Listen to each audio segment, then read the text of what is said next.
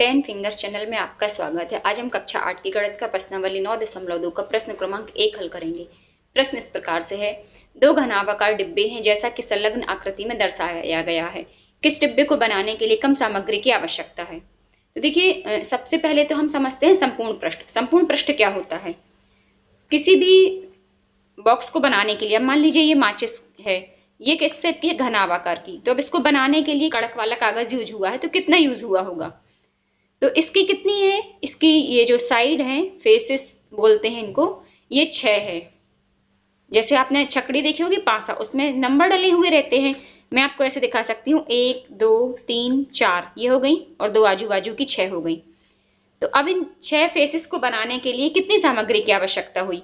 तो ये देखिए 6 आयत बन रहे हैं एक तरह से इसमें। तो 6 आयत का जो क्षेत्रफल है उसी को जोड़ देंगे तो वो उसका संपूर्ण पृष्ठ हो जाएगा।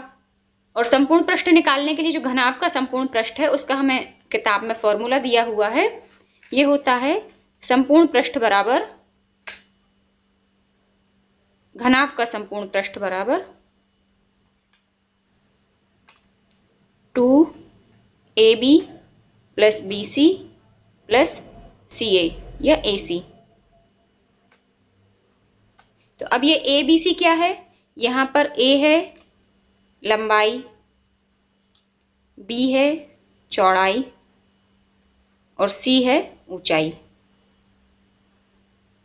यहां पर हमें लंबाई चौड़ाई ऊंचाई दी हुई है। लंबाई दी है हमें 60 सेंटीमीटर, चौड़ाई दी है 40 सेंटीमीटर और ऊंचाई दी है 50 सेंटीमीटर। तो इसकी सहायता से हम घनाभ का संपूर्ण पृष्ठ निकाल सकते हैं। और ये आकृति A है, तो आकृति A के लिए संपूर्ण पृष्ठ ये हो जाएगा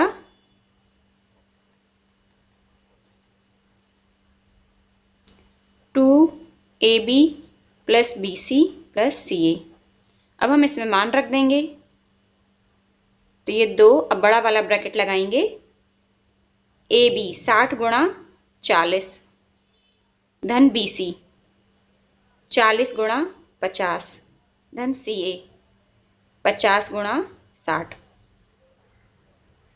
इन सबको हम गुणा कर लेंगे, तो ये 2 तो वैसे ही रहेगा बाहर, 6 चौको 24 और 2 शून्य 7 के धन 5 चौको 20 और इसके भी 2 शून्य धन 5 छक्का 30 और 2 शून्य। 2 शून्य कहाँ के? ये वाला और एक ये वाला।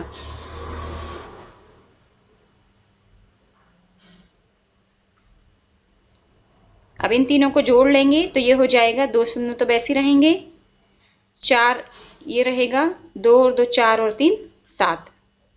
अब 2 का हम 7400 में गुणा करेंगे तो ये आ जाएगा 2 चौको 8 2 सत्ते 14 14,800 सेंटीमीटर वर्ग। ये आ गया आकृति A का संपूर्ण पृष्ठ। फिर है आकृति B का संपूर्ण पृष्ठ।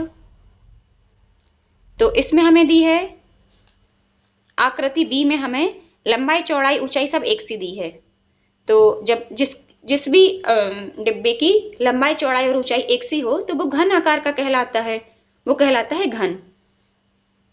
तो घन का संपूर्ण पृष्ठ ये होता है 6a²। A क्या है यहाँ पर? घन की भुजा की लंबाई।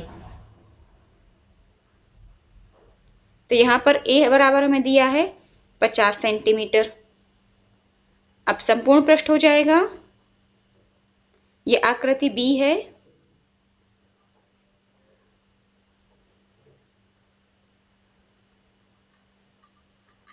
पचास का वर्ग।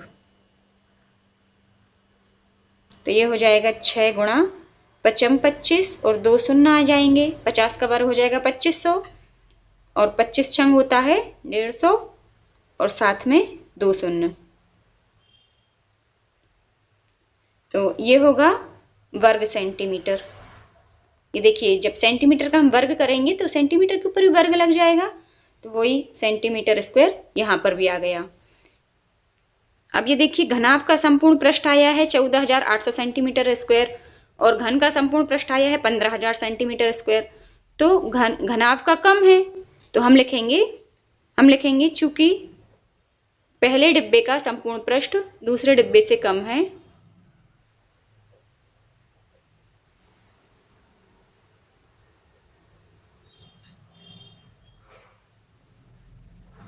अतः पहले डिब्बे को बनाने में कम सामग्री की आवश्यकता होगी।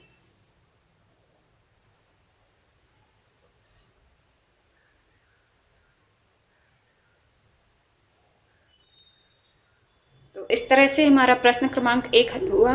संपूर्ण पृष्ठ को थोड़ा डिटेल में समझने के लिए मैंने एक अलग सी वीडियो बना रखी है, उसकी लिंक मैं आपको डिस्क्रिप्शन में दे दूंगी। तो फिर मिलते हैं नेक्स्ट क्वेश्चन के लिए नेक्स्ट वीडियो में। तब तक के लिए पढ़ते रहिए, मस्त रहिए।